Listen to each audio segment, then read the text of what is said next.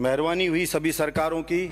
31 साल बाद सरकार को याद आया, कितनी सरकारें देखी, कितनी बदली राजस्थान की जनता ने, उनको याद आया कि लोगों का भविष्य उजड़ जाता है, लोगों के सपने टूट जाते हैं, लोग बर्बाद हो जाते हैं। कितने पेपर आउट हुए, तब जाकर के नींद खुली हम सब की इस विधानसभा में कि इनके लिए कुछ ऐसा सजा का प्रावधान करना चाहिए। सभापति महोदय, मैं सुबह से हिला हुआ हूँ। मेरे घर पे कुछ स्टूडेंट आए सभापति महोदय, उन्होंने कहा कि पकड़ा गया था रामकृपाल मीणा, ये कह रहा था सिलेक्शन कराने के 8 लाख रुपए मांग रहा था बड़े भाई से, हमने दिए नहीं रीट के लिए ही, और यही बत्तीलाल मीणा अब एग्जाम हुआ तो पैसे मांगता रहा। और सभापति महोदय, हद तो हो गई। उन स्टूडेंट ने ये कहा कि जब इसको पकड़ लिया था ये बत्तीलाल मीणा को, तो रामकृपाल मीणा तब भी कह रहा था मेरा कुछ नहीं बिगड़ेगा, मेरी बहुत पहुंच है। और उसने ये कहा कि मैं बिल पे बोले, खाली बिल पे ही बोल रहा हूं, ये तो बिल पे ही बोल रहा हूं सभापति महोदय। उसने ये कहा कि OMR सीट है जो वो भी नहीं आ जाएगी, आप एग्जाम दे चुके बच्चे को कहा 10 लाख रुपए दीजिए, हम सीट भी बदल दूंगा, इतनी मेरी सेटिंग है, ये उसने स्टूडेंट से कहा। और ये तक बताया कि एक IPS ऑफिसर जो जयपुर कमिश्नरेट में था, बच्चे उसका नाम नहीं जानते, उन्होंने कहा मैं फोटो बताना, हम शकल से बता देंगे कि वो भी उसके पास ऑफिस में बैठा रहता था, यानी कि IPS भी वहां बैठता था। इतने हौसले बुलंद थे। मैंने इस विधानसभा में सुना, ये जवाब दिया गया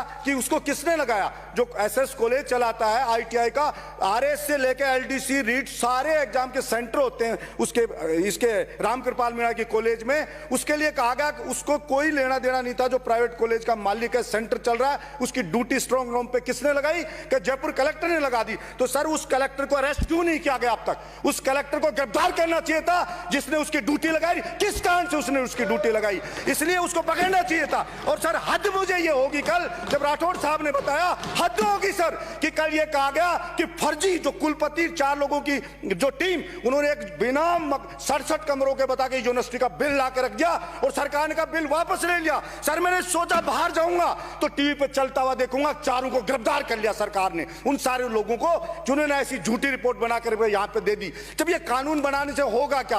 अगर ऐसे ही करते रहेंगे, इतनी शिथिलता रहेगी तो कुछ नहीं होने जाने वाला है। और लोग रो रहे हैं खून के आंसू, जो जिसके ऊपर बीत रही है उस स्टूडेंट को पता है। दोबारा कोचिंग की फीस देनी पड़ रही है, पहले कर्जा लेकर के आया था, जमीन बिक गई, गहने बिक गए, और उसके बाद में ये बिल पे चर्चा होती रहती है। होना जाना कुछ नहीं होगा।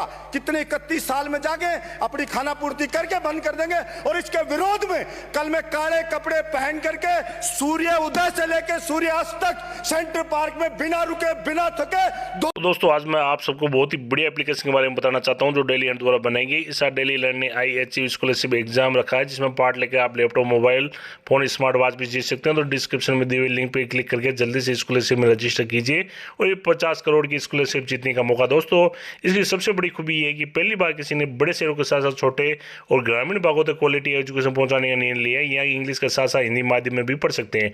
डेली लर्न जल्दी अपना ऐप भी लाने वाला है, जहाँ आपको live classes, study notes, test series और क्विज मिलेगी। तो आप वेट किस बात कर रहे हैं? लिंक डिस्क्रिप्शन में दे रखा है, वो इनाम जीती लगाऊंगा नॉन स्टॉप इसके विरोध में। पूरे दिन इसका विरोध करूंगा मैं कि सरकार उस कलेक्टर को गिरफ्तार करे और सरकार वो कुलपति 4 टीम थी उनको गिरफ्तार करे और सरकार जो जो दोषी हैं बड़े लोग उन सबके ऊपर प्रभावी कार्रवाई करे। ये मैं सरकार से मांग करता हूं। ऐसे नहीं चलेगा कि बिल ला दिए, वो ला दिए, ये ला दिए, काम चल गया, ऐसे बिल्कुल नहीं चलेगा और ना बिल्कुल बर्दाश्त करेंगे। और राजस्थान के कोने कोने के युवाओं से हस्ताक्षर करा के लाके इस चीज के लिए मैं मुख्यमंत्री को दूंगा, चाहे 1 करोड़ लोगों के हस्ताक्षर करा के लाके देने पड़े, मैं स्वयं मुख्यमंत्री जी को दूंगा। ये जनता की मांग है, बलजीत यादव की मांग नहीं है, ये मैं कहना चाहता हूं। धन्यवाद।